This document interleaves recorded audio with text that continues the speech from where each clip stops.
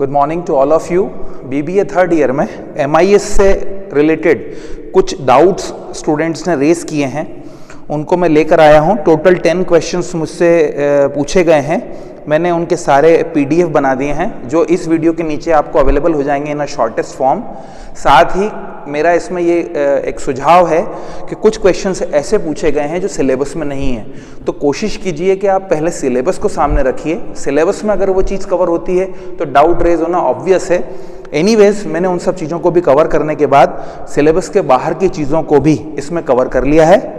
Like GDSS वाला question हो गया, और इसके अलावा एक क्वेश्चन और है मैनुअल इंफॉर्मेशन सिस्टम और इस तरह का, पर उस पर हम फर्दर नहीं जा रहे। जैसे teleconferencing, these are not type of question which will be asked by the paper setter in MIS। So what I would urge to all of you, सबको यही सुझाऊंगा मैं, सिलेबस सामने रखें। सिलेबस सामने रखेंगे और उसकी एक एक टर्म को पढ़ेंगे तो वो सारा कवर हो जाएगा।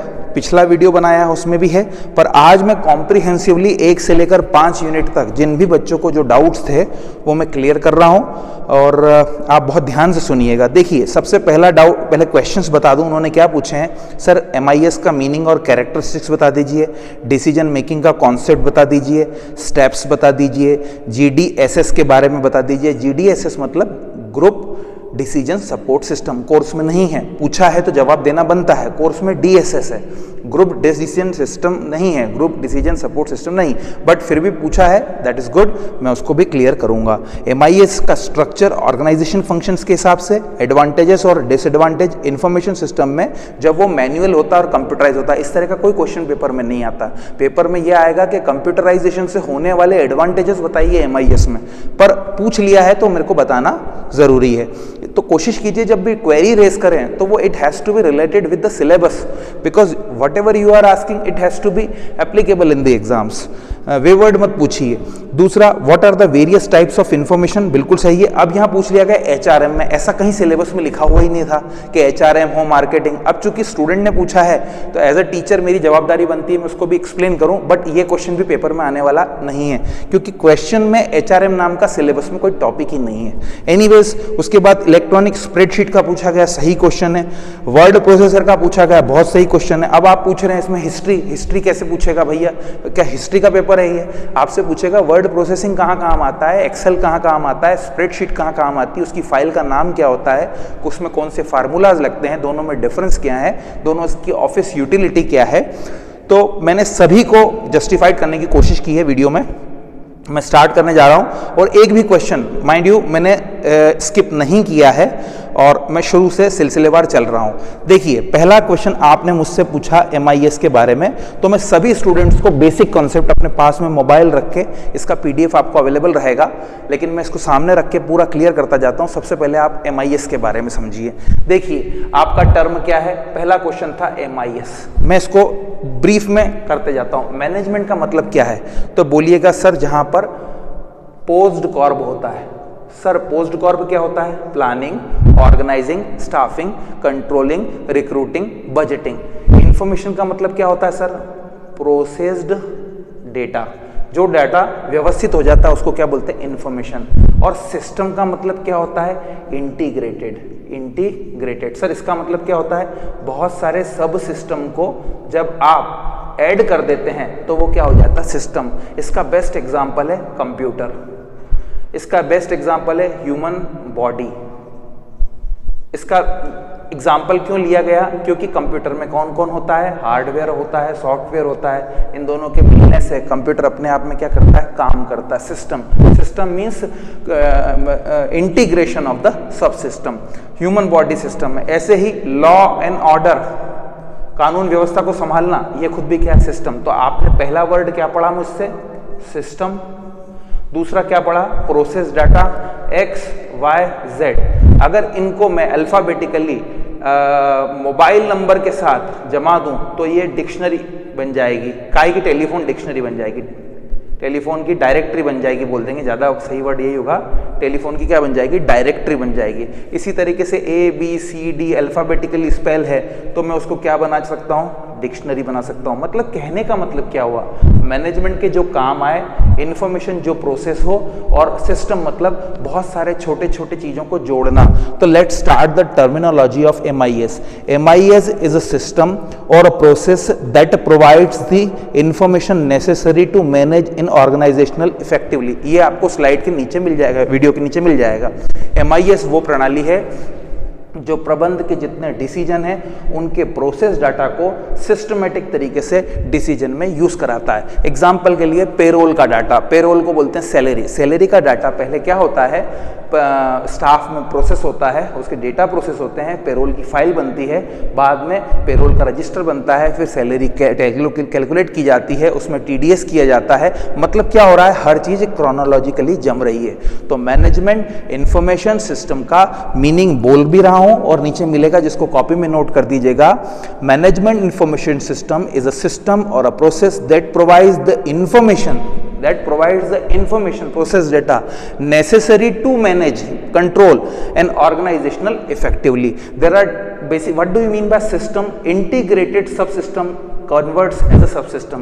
छोटी छोटी यूनिट को जब आप इकट्ठा कर देते हो तो क्या बन जाता है, सिस्टम। एग्जाम्पल लीजिए, आपका एडमिनिस्ट्रेटिव डिपार्टमेंट, आपका फाइनेंस डिपार्टमेंट, आपका मार्केटिंग डिपार्टमेंट, आपका प्रोडक्शन डिपार्टमेंट, आपका HR डिपार्टमेंट, ये सब उसके सब सिस्टम है। जब वो पूरी यूनिट के लिए काम करेंगे तो वो कंपनी क्या हो जाएगी, सिस्टम। सो आई होप कि पहला वाला क्लियर हुआ होगा। MIS क्या है, मैनेजमेंट इंफॉर्मेशन सिस्टम।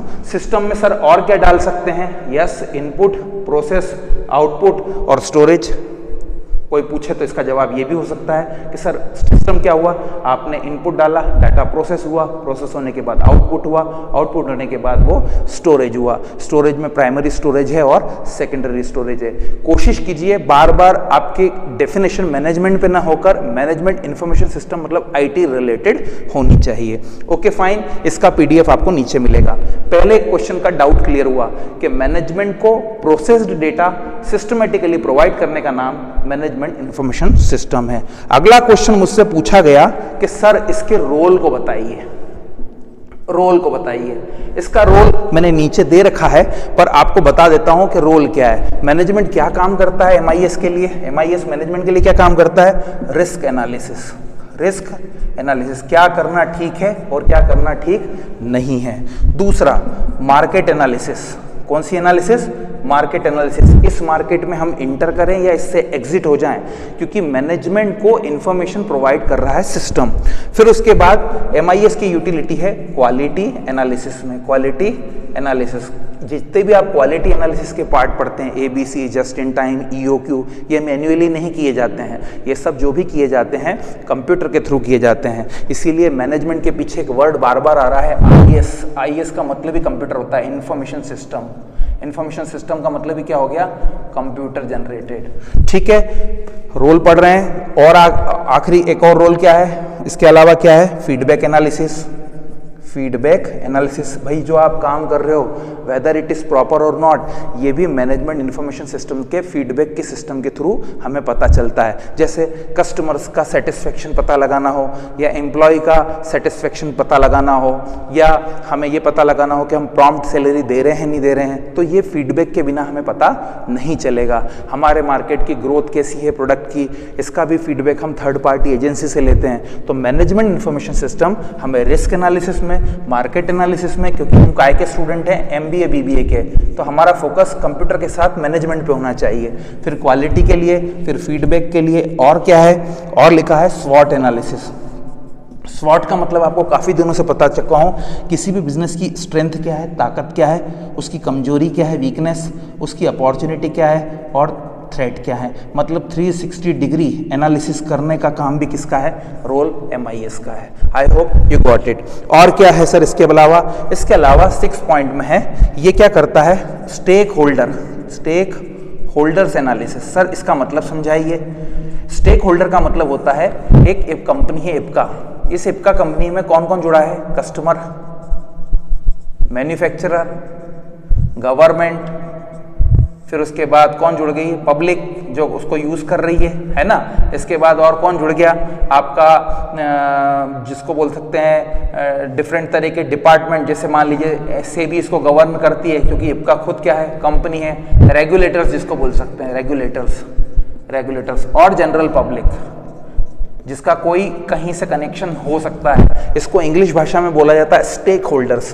तो MIS स्टेक होल्डर की भी एनालिसिस करती है, किस किस की, ग्राहक कैसे हैं, मार्केट कैसा है, सरकार की पॉलिसी कैसी है, पब्लिक कैसी है, हम सेबी के नॉर्म्स को पूरा कर रहे हैं नहीं कर रहे हैं, जनरल पब्लिक के बीच में हमारा गुडविल या जो कह सकते हैं कि अपीयरेंस किस प्रकार का है, इस प्रकार की एनालिसिस भी कौन करता है, MIS का रोल में कवर होता है। और सबसे काम की बात, चूंकि हम BBA और MBA के स्टूडेंट है, cost and benefit analysis, cost and कि जितना हम खर्च कर रहे हैं उससे ज़्यादा हमें बेनिफिट मिल रहा है या नहीं।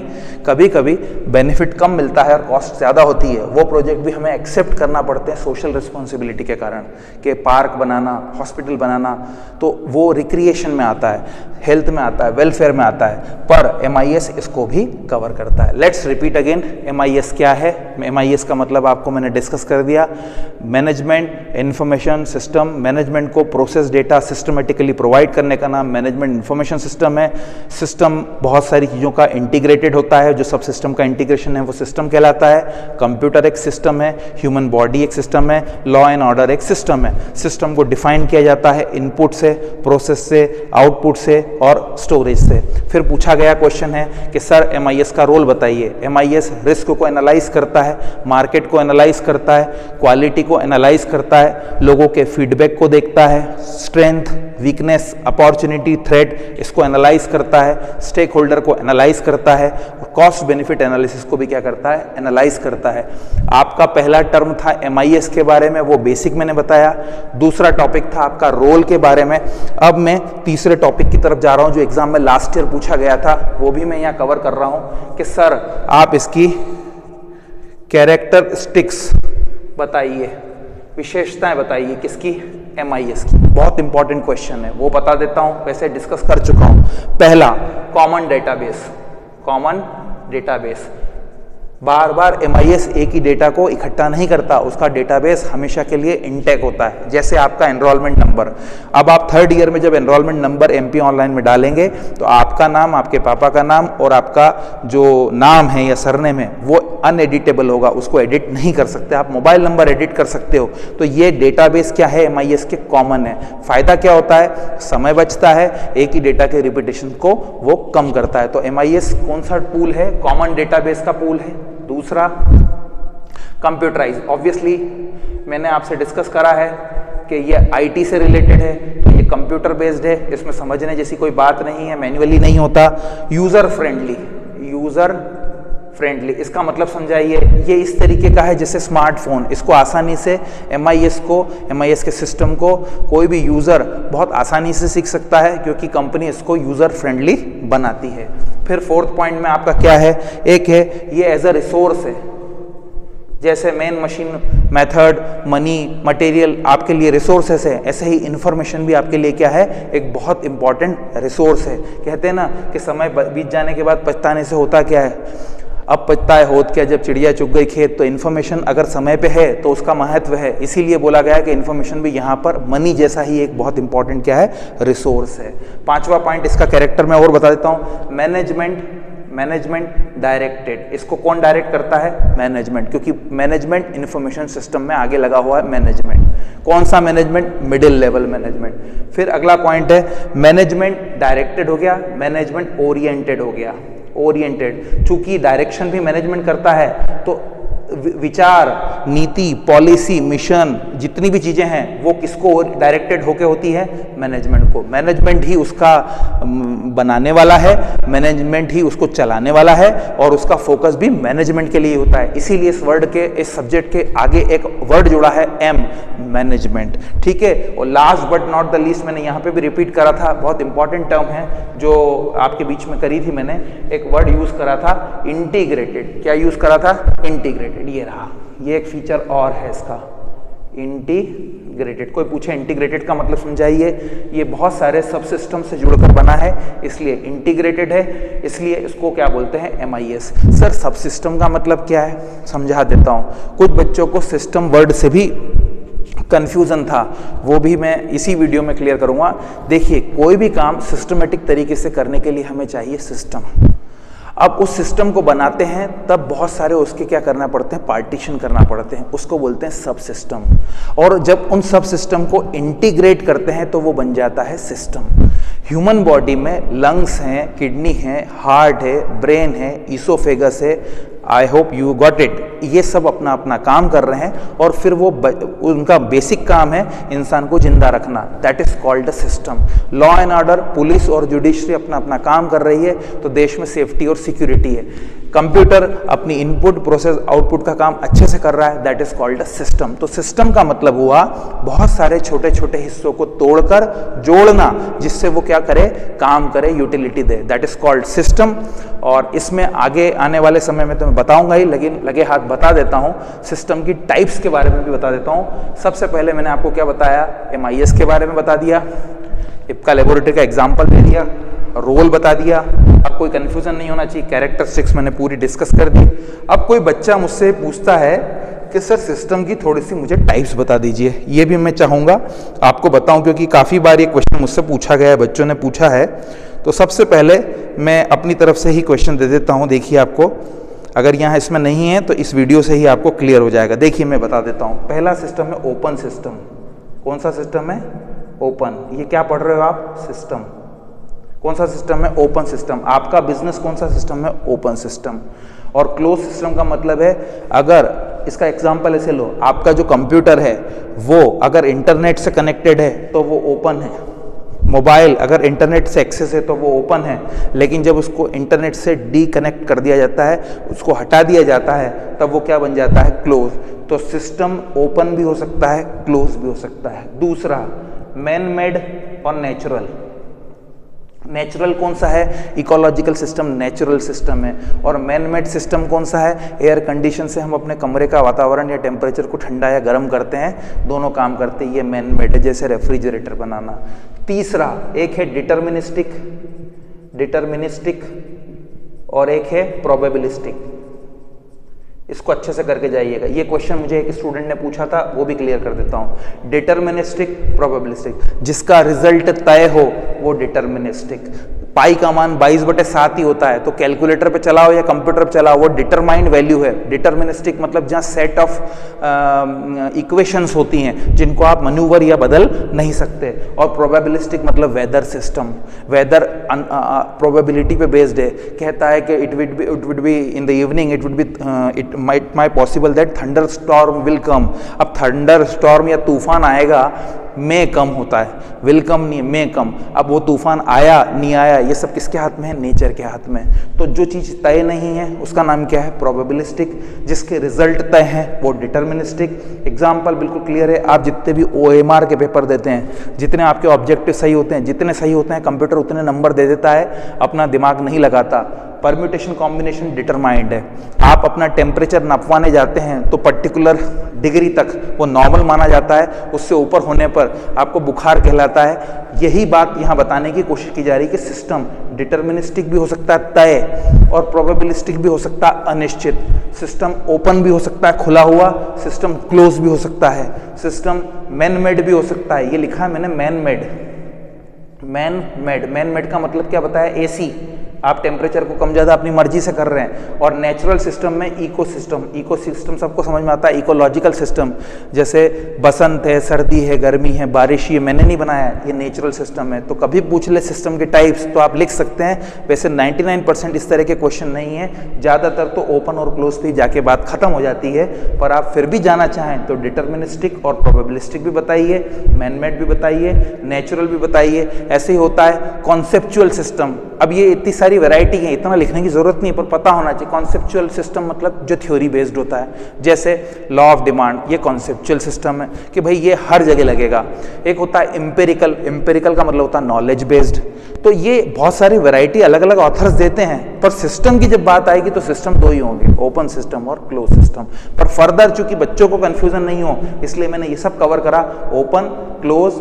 अगर आपका कंप्यूटर या आपकी घड़ी, स्मार्ट वॉच नेट से कनेक्टेड नहीं है तब वो क्लोज है, और वो नेट से कनेक्टेड तो ओपन है। कंप्यूटर अगर इंटरनेट से एक्सेस हो रहा है तो ओपन है, और कंप्यूटर अगर इंटरनेट से एक्सेस नहीं हो रहा तो क्लोज है। अब अगर बात बिजनेस की करते हैं तो जितने भी उद्योग धंधे हैं वो सब कौन है? ओपन। लेकिन भारत की सेना वो कौन सा सिस्टम है? क्लोज सिस्टम, क्योंकि वो पब्लिक से इंटरेक्ट नहीं करती सीक्रेसी के कारण। मैन मेड में एयर कंडीशन सिस्टम का नाम लिया, नेचुरल में इको सिस्टम का दिया, डिटर्मिनिस्टिक में मैंने पाई का मान दिया कि वो फिक्स वैल्यू है, और प्रोबेबिलिस्टिक में मतलब वेदर की बात कर रहा हूं मैं, वेदर रिपोर्ट जितनी भी आती है वो सब प्रोबेबिलिस्टिक होती है कि ऐसा हो भी सकता है, ऐसा नहीं भी हो सकता है। I hope you got it. Right now what we have discussed MIS, the basic concept with the example of IPCA, role of MIS I have discussed. Also I have discussed about the characteristics of MIS, and also I have discussed about the basic phenomena of system, which includes open system, closed system, man-made system, natural system, deterministic, probabilistic। deterministic का मतलब जिसका result तय होता है, और paper जैसे 40 mark का है तो डिटर्मिनिस्टिक के 40 का ही होगा। जिसकी परम्यूटेशन कॉम्बिनेशन सेट होते हैं उसको डिटर्मिनिस्टिक बोलते हैं, और जिसका रिजल्ट किसी इवेंट पे डिपेंड होता है उसको क्या बोलते हैं? प्रोबेबिलिस्टिक। अब इसी कंटिन्यूएशन में जो डाउट्स हैं उनको मैं और डिस्कस करूंगा।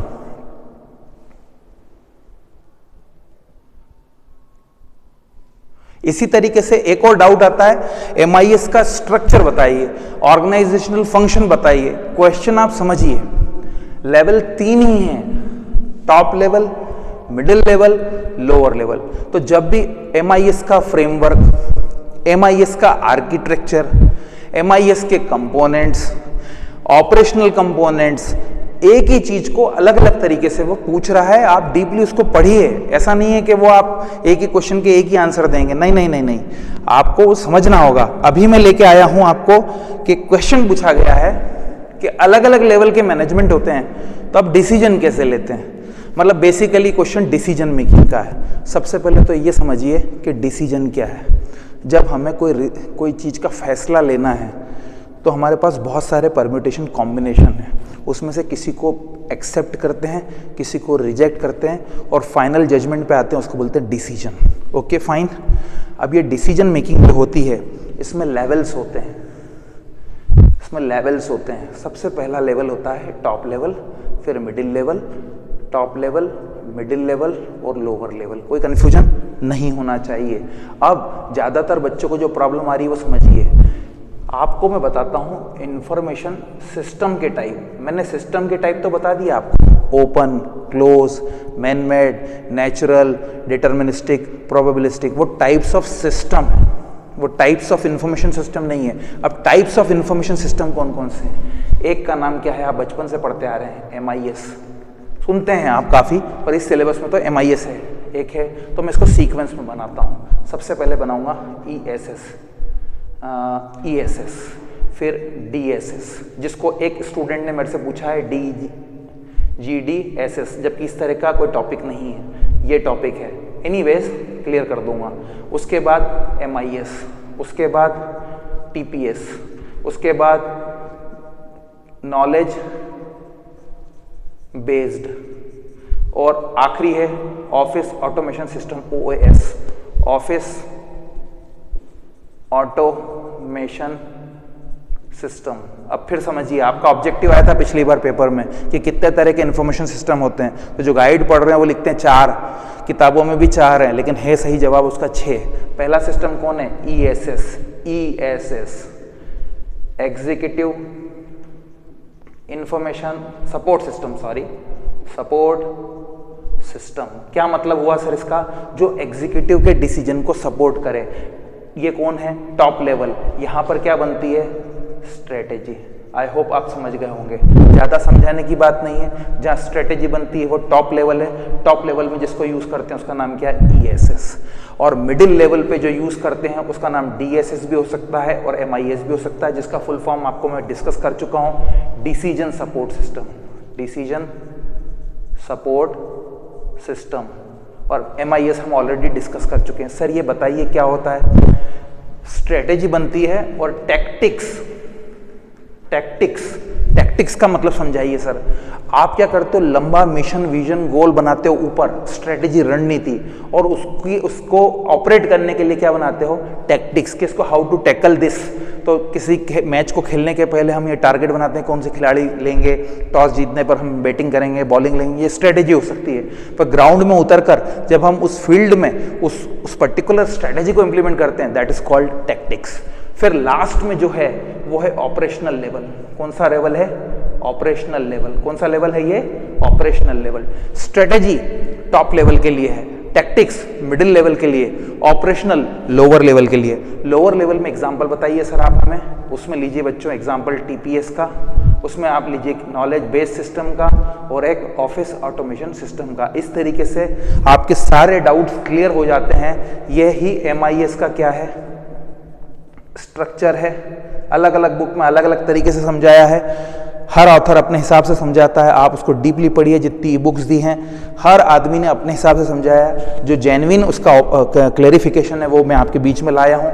MIS का स्ट्रक्चर, कोई पूछे इसका फ्रेमवर्क, कोई आपसे पूछे डिसीजन मेकिंग करते समय, डिसीजन मेकिंग जब आप करते हो तो डिसीजन मेकिंग में क्या करते हो, डिफरेंट लेवल्स होते हैं, उसको लिखते हैं फंक्शनल बेसिस पे। किसके बेसिस पे, फंक्शनल बेसिस पे, मतलब काम के बेस पे। तो सब लड़कियां याद रख के जाएगी, 1 लेवल, 2 लेवल और 3 लेवल। और हमारे सर ने हमें टोटल बताए हैं इंफॉर्मेशन सिस्टम कितने होते हैं, 6। आप पेपर खोल के देखिए, उसने ऑब्जेक्टिव में पूछा है कितने तरह के इंफॉर्मेशन सिस्टम है, तो जवाब लड़की का यही होना चाहिए, 6 तरह के हैं। ESS ऊपर आता है टॉप लेवल पे, मीडियम लेवल पे दोनों आते हैं। DSS अब कोई और बुक कुछ और तरीके से भी समझा सकती है। तो there are lot of opinions, whatever I am teaching to you it is from the very authentic book of CA। So I have made a PDF about that, और आप उसको रीड करिए। और आखिरी वाला है लोअर लेवल। लोअर लेवल पे कौन होते हैं, सुपरवाइजर, ट्रांजेक्शन को रोज रोज प्रोसेस करना, नॉलेज बेस्ड सिस्टम अपडेट करना। ऑफिस ऑटोमेशन सिस्टम का मतलब क्या होता है, आपका ऑफिस जो है वो fully equipped with internet, with fax, with telecommunication, teleconferencing, with every type of infrastructure which is required as far as the automation concern is needed। हर तरह का सॉफ्टवेयर आपके पास हो, उसको बोलते हैं OAS। तो आपको शायद आप बात समझ में आई होगी, technical level, middle level, lower level, यही ऑर्गेनाइजेशनल स्ट्रक्चर है, यही स्ट्रेटेजी है, यही उसका फ्रेमवर्क है। और इसी तरीके से आपको जब क्वेश्चन दें तो आप लिखिएगा सिस्टम तो भैया ओपन और close, deterministic, probabilistic, man made और नेचुरल हो सकता है, पर इंफॉर्मेशन सिस्टम कितने तरीके का होगा, 6 तरीके का होगा। अब यहाँ मुझसे पूछा गया था GDSS क्या है सर, ये बताइए। जब डिसीजन सपोर्ट सिस्टम आप करते हैं, एक एक का मतलब हम आप समझेंगे आज इसको। एग्जीक्यूटिव सपोर्ट सिस्टम केवल मालिक को डिसीजन में सपोर्ट करे, ये सिर्फ मालिक के काम आने वाला इंफॉर्मेशन सिस्टम है। बिल्कुल इसमें काम की बात होती है, वो 2 मिनट का समय निकाल के उसमें से सिर्फ चार्टिंग देखते हैं, ट्रेंड देखते हैं और डिसाइड करते हैं। DSS जो घटनाएं आपकी लाइफ में होती ही नहीं है, जैसे शटडाउन हो जाए, लॉकडाउन हो जाए, जैसे नोटबंदी हो गई, जैसे अर्थक्वेक आ जाए, मतलब अनप्रोग्राम्ड या नॉन प्रोग्राम्ड डिसीजन, उसके लिए किसको लिया जाता है, DSS को, जो आपके उस डिसीजन में सपोर्ट करे। तो बच्चे जब पढ़ाई कर रहे हैं तो अपनी कॉपी में 2 चीजें लिखें। डिसीजन 2 प्रकार के होते हैं, प्रोग्राम्ड और एक होता है unprogrammed. I hope you got it, आप पढ़िएगा। प्रोग्राम्ड को बोलते हैं स्ट्रक्चर्ड, क्या बोलते हैं, स्ट्रक्चर्ड, और इसको क्या बोला जाता है, अनस्ट्रक्चर्ड। क्या बोलते हैं, अनस्ट्रक्चर्ड। तो जब प्रोग्राम्ड डिसीजन होता है तो उसके लिए जिसको यूज किया जाता है उसको बोलते हैं MIS, और जिसको अनप्रोग्राम्ड, नॉन प्रोग्राम्ड, अनस्ट्रक्चर्ड के लिए करते हैं वो DSS है, ESS है। I hope you got it. तो स्ट्रक्चर्ड डिसीजन के लिए, प्रोग्राम्ड के लिए, और बोल सकता हूं सेमी स्ट्रक्चर्ड के लिए, ये भी चल सकता है, के लिए जो आप यूज कर रहे हो, स्ट्रक्चर्ड प्रोग्राम्ड डिसीजन। ये क्या पढ़ रहे हो आप, डिसीजन। उसकी कितनी कैटेगरी होती है? 2, या तो वो प्रोग्राम्ड होगा या अनप्रोग्राम्ड होगा। कुछ लोग इसको नॉन प्रोग्राम्ड भी बोलते हैं, कोई बात नहीं। नॉन प्रोग्राम्ड का ही दूसरा भाई है अनस्ट्रक्चर्ड, प्रोग्राम का भाई है स्ट्रक्चर्ड। जो रोज रोज करे, जो कभी कभार करे, उसका नाम MIS। जो कभी भी नहीं करें, unstructured, rarest of the rare हो, रेयर के केस में होता है, तो वो क्या होता है? Decision support system, executive support system. ये ऊपर के लेवल पे होता है। यहाँ पर कौन आते हैं सर? यहाँ पे आते हैं CEO, chief executive officer, Dhiru भाई अंबानी के बेटे। यहाँ कौन आते हैं? प्रोफेशनल लोग, MBA, CA, CS, cost accountant, lawyers, जो उनको कंसल्ट करते हैं। और यहाँ पर कौन आता है? Supervisor, store keeper. ये वो लोग हैं जो डे टू डे के ऑपरेशन को कंडक्ट करते हैं। तो आपको ये पता होना चाहिए कि क्वेश्चन आपका क्या है। क्वेश्चन ये है कि MIS की हायरार्की क्या है। तो पहली यूनिट और तीसरी यूनिट लगभग सेम है, आप उसको ध्यान से पढ़ें। रोल और कैरेक्टरिस्टिक्स के अलावा जब आप स्ट्रक्चर पे जाएं तो बोलिएगा 3 स्ट्रक्चर हैं, स्ट्रेटेजिकल, टेक्टिकल और ऑपरेशनल। उसमें फिर जो सिस्टम यूज हो रहा है वो सिस्टम नहीं है, वो क्या है? इंफॉर्मेशन सिस्टम, जिसमें एक का नाम क्या है? एग्जीक्यूटिव सपोर्ट सिस्टम, जो एग्जीक्यूटिव को सपोर्ट करे। डिसीजन सपोर्ट सिस्टम इंडिविजुअल है। ग्रुप डिसीजन सपोर्ट सिस्टम, जो ग्रुप के डिसीजन को सपोर्ट करे। सर इन दोनों में क्या खासियत है? ये जो यूज होते हैं ये अनप्रोग्राम्ड या रेयर केस में यूज होते हैं। ये जो यूज होता है ये सेमी स्ट्रक्चर्ड में या स्ट्रक्चर्ड में यूज होता है। और ये तो बिल्कुल लोअर लेवल पे यूज होने वाले हैं डे टू डे ऑपरेशन के लिए। Transaction processing system, sale, purchase, order booking, knowledge based system और ऑफिस ऑटोमेशन सिस्टम। तो इसीलिए इसका नाम है lower level. So I hope आपको ये पता चला होगा। सिस्टम की variety open close, man made और नेचुरल और प्रोबेबिलिस्टिक और डिटर्मिनिस्टिक, बहुत सारी बुक्स बहुत सारा बताएगी, उस पर मत जाइए।